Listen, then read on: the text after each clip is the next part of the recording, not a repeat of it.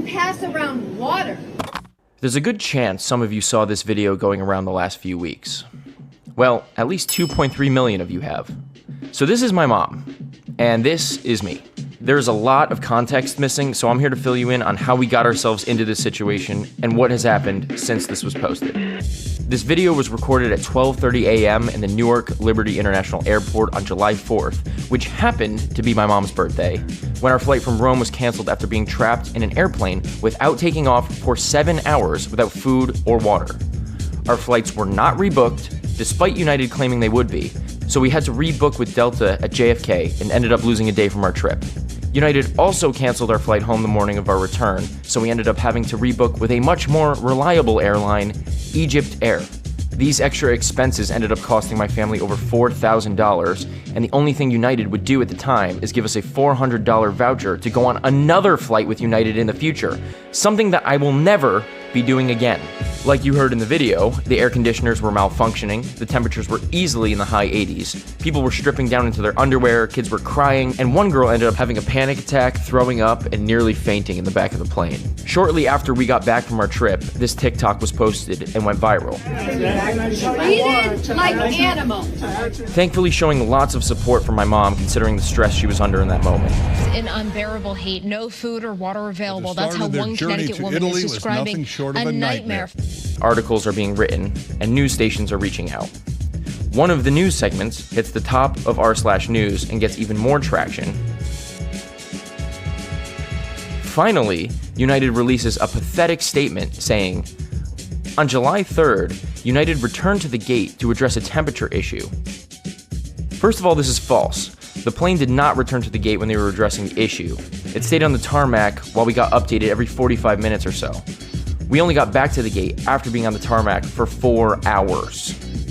Once there, we offered customers the opportunity to deplane and later provided snacks. This is partially false and also a straight up lie. We were back at the gate for 20 minutes where we were encouraged to stay on the plane because we would be leaving soon. Only 3 people got off the plane. We got back on the tarmac and stayed there for an additional hour before they canceled the flight, and it took 2 additional hours to get back to the gate again. So all but 3 people got on the plane at 5:30 p.m. and did not get off the plane until 12:30 a.m. That is 7 hours. And not once during those 7 hours was any food or water offered to us by the flight attendants. The only reason people got any water on the flight was because I got up out of my seat, went to the back of the plane, stole all the water bottles, and started passing them around my goddamn self while the flight attendant sat in the back of the plane on her phone. We offered compensation in the hopes of having an opportunity to welcome them back. Again, a $400 voucher does not cover the $4,000 we lost at all. As of now, this is where the situation currently stands. United has refused to compensate us for any additional expenses we took on as a result of this cancellation. This trip was something my parents had been planning and saving up for over the course of a year. So to say the incompetence and negligence from United and Newark staff was disappointing was a disgusting understatement considering they raked in almost $45 billion in profit last year. Don't worry though, this didn't ruin our trip, we still had a great time. But downplaying this situation would result in another multi-billion-dollar corporation walking away without facing any consequences for creating a miserably traumatic experience for hundreds of people simply because they can in this late-stage capitalist dystopia we call a country. The ball is in your court, Scott Kirby.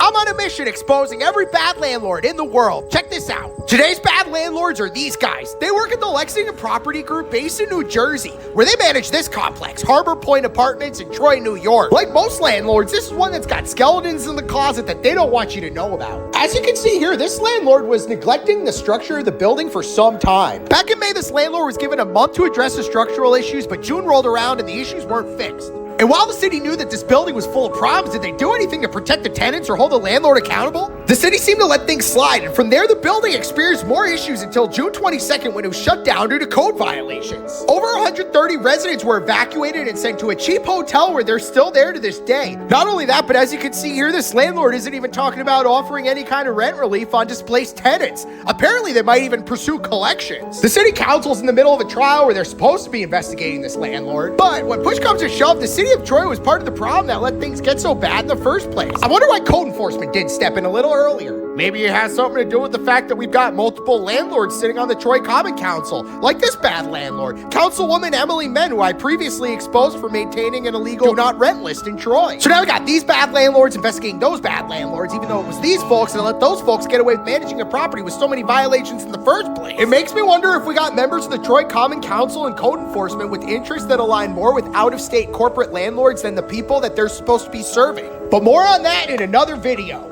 Yeah, isn't that rich? Our Republican colleagues were concerned there would be a tax cut for the wealthiest. You can't make some of this up if you tried. The fact of the matter is that the programs of getting food get to our children as easily as possible has always been a priority. We know there's a lot of families that this is hard. They send you tons of paperwork. You're struggling. You're doing work. You're doing all that. This was meant to make it as easy as possible, knowing that it's a benefit for all of them. I think it's huge. What it means to families is it means my son's eating school lunch. It means that families know that it's about $1,300 in savings for that family with 3 kids. That makes a big difference. But I think the biggest thing that we made the case of is it's far better to make sure we're capturing all the families and all those that would have maybe been eligible in the other programs, but was too complex to get. They just don't have to worry about it now. And the simplicity of the record keeping at the schools is much easier. All of those things, and you've heard us all talk about it. You've heard the Lieutenant Governor talk about this. The haves and have-nots in a school lunchroom is not a necessary thing. They just feed our children. And so I'm really excited about that. I think coupled with these payments, we're feeling this. Going back to school looks a lot easier this year. Hi guys, back again with Mr. Cox, Coco, Lulu, I don't remember. Here, Bradley, take it away. Okay, so here's what happened. Okay, I've been a school teacher for 20 years. 18 years ago, there's a boy named Josh, because of course it was Josh, and he's a successful engineer now, which I hate. And so one day, he raises his hand, and he said, I don't know why, out of the blue, he said, Mr. Cox, you be good out there. He said, Mr. Cox, do you like the vegetable corn? Do you like to eat corn? I said, no, I don't like to eat corn. And so then he sat there and talked about nothing but corn for so long. And then his friends started to talk about corn, and they would say words like corntastic and good corning, Mr. Cox, things like that so much. So guess what? Okay, I teach them how to use Photoshop, and one time, there's a girl, I got a picture to show. So there's this one girl, she took a picture of me, and she replaced my head with an ear of corn and typed out corn on the cocks. Well, that's stupid. Okay, and so that she was so smart, but that project is a poor decision making. And then they made so many projects. And one morning I walked up onto the doormat of my house where I live with my family, and on the doormat there's an ear of corn on my doormat, and there's a message, and it said, this is just the beginning. How do they know where I live? Morning after morning, so many times they would put a can of corn on my doormat, they'd put an ear of corn, they would put it in my mailbox, they would draw corn with chalk on my driveway. So many things. They would, one time,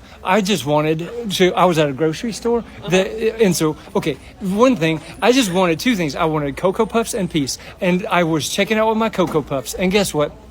The girl at the grocery store, her phone rang. Did you know they have phones at their stations? No, I didn't. They do, yeah. So her phone rings, and she looked at me, and she just kind of nodded her head, and then she hung up. She said, I think you forgot your corn. Who called you just now? Who is calling you? One time for my birthday, guess what? On my birthday, they brought me a whole bag of cream-filled donuts. You know cream-filled donuts? They brought me some, and they said, we won't say the C word all day long. But guess what? I started to eat a cream-filled donut, and they filled it with cream corn. How does that happen? They figured out, the teenagers did. One time I was at a pool with my family. Okay, it was a neighborhood pool. So a big old neighborhood, but there were 6 people in that pool. Me, 2 of my children, and 3 strangers I had never seen in my life. And across the pool, one of the strangers was like, corn, who are you? Why is this a one-word conversation with a stranger?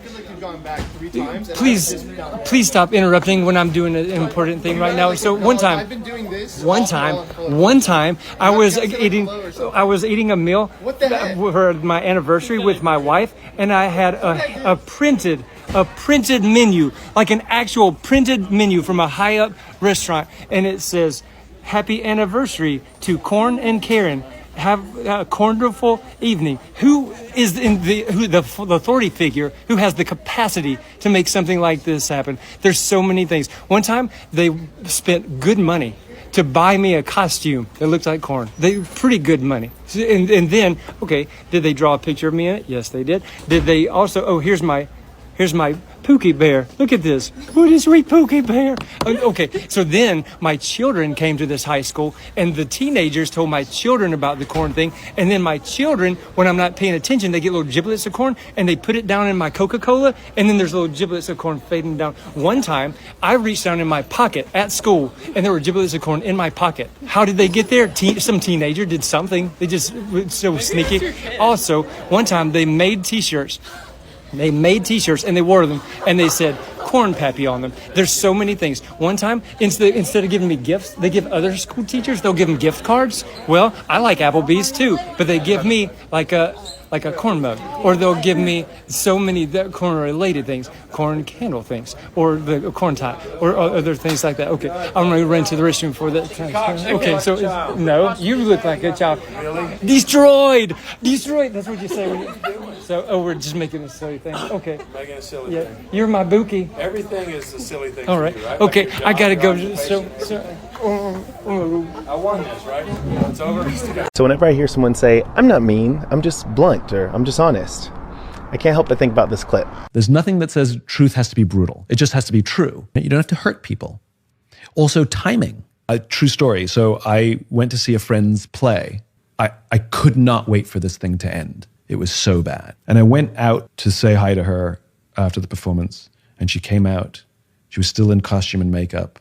She knows I'll always tell her the truth in these kinds of things. And she says to me, "What did you think?" Now is not the time and place. She's pumped up full of adrenaline. Now is not the time for me to give her a critical evaluation of this god-awful performance. I sidestepped the question, but said something true. I said, it was such a treat to be here, to see you do your thing. You know, I've been wanting to see you on a stage forever, and it was so much fun to see you on the stage. All of that was true. The next day, when the adrenaline had come down, and I called her up and said, "Can I tell you what I thought about the play?" She goes, "Yeah, of course." And I told her critically, piece by piece, what I thought about it and how bad it was. And we had a perfectly rational conversation about it. Didn't hurt her feelings. The day before, I would have really hurt her feelings. We mistake being honest with being honest now. No, I can't lie, and I have to answer the question, but I can answer it tomorrow when the conditions are better for that message to be received. Things you can't look tough doing, part 1. Bro, we got a problem, bro, because, hey, bro, I ain't the one, bro, because I handle the issue, bro, because people like me don't play like that, bro, because you know how I get down for real. Bro, and then I saw him pull up, like, bro, you know I'm going to shoot you, like, you know I'm not playing with the ops, bro, like, you know how I get down. You see what I'm saying? See, I told him I ain't going to play, you see what I'm saying? Because if people like, you talking all that rah-rah, come outside, bro, come get these hands, bro, come outside, bro, I'm not fucking playing. Because you know I'm a problem, bro, because I was bobbing and weaving, I'm here with the 1-2, because you know, bro, you know I got the hands, bro, because I'm not the one to be playing with shit like that coming push to shove. So I've got some news for you that you're not going to like. And part of it's about me, but the whole thing is a lot bigger. I've been a member of Congress for about 6 months, but in about 6 weeks, the state legislature here in North Carolina is going to redraw the congressional map. And it looks like they will try to use that as an opportunity to take me out. I might not be the only one. I've got some colleagues they're probably going to go after as well. The story on this is pretty simple. The majority party in the state legislature wants one of their own in this district, so they're going to bend it and stretch it to try and make that happen. And I just want you to know before it happens so it won't be a big shock, because it won't be a shock to me. And you might be thinking, wait a second, that can't be legal. How can they do that? But this is what can happen in states where politicians are allowed to draw the political map, which is a bad system, and a lot of states don't allow it. And when I was in the state legislature, the first bill I ever filed was to ban politicians from being able to draw the map. And they sent that bill to a committee that hasn't met in over 20 years. And for anyone who thinks I'm just picking on one party, I'm not. Just looking at the history of my state, when my party could draw the map, they cheated. Now the other party can draw the map, and it's the same thing. And everybody knows it's wrong. But the thing is, if you're in charge of redistricting, It's like holding pure concentrated power. Nothing else in politics even comes close. Not money, not lobbying, nothing. I won't know any more about this for several weeks, but no matter what happens to me, the opportunity to do this job and share it with you is the honor of a lifetime. And I'm so grateful for it. And I know there are a lot of people watching right now who are going to run for office one day. And I don't want this whole episode to demoralize you. I want it to motivate you because we need you. You're the cavalry. It's going to be your dedication and your decency that helps pull us out of this really ugly political moment that we're in and leads us to a moment that we can relate to and be proud of. So that's the latest, and I'll keep you posted. Hold on, there's something wrong with the gate. I gotta fix it. Hold on. Let me push this button real quick. Oh, shoot, that was the wrong one. Got him. Guys, I always keep forgetting them shoulder straps. Hold on, I gotta put them on real quick. Got him. I'm so dumb, I forgot to put the shoulder straps on. Hold on. Got him. Oh man, it's always showing red malfunction on the brakes. Hold on. I gotta get it.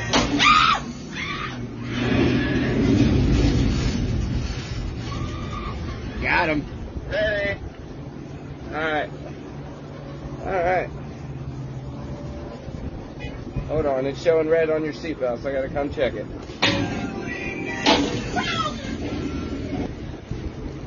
Got him. Say hi to all my TikTok fans.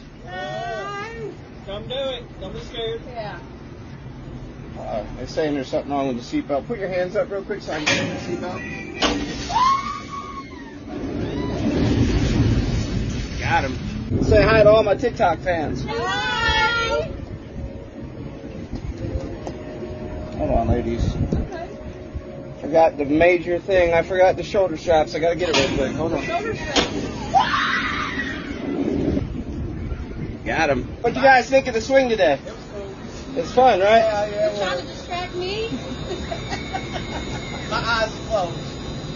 Hold on, I didn't hook your seatbelts in right. I gotta fix them. Hold on.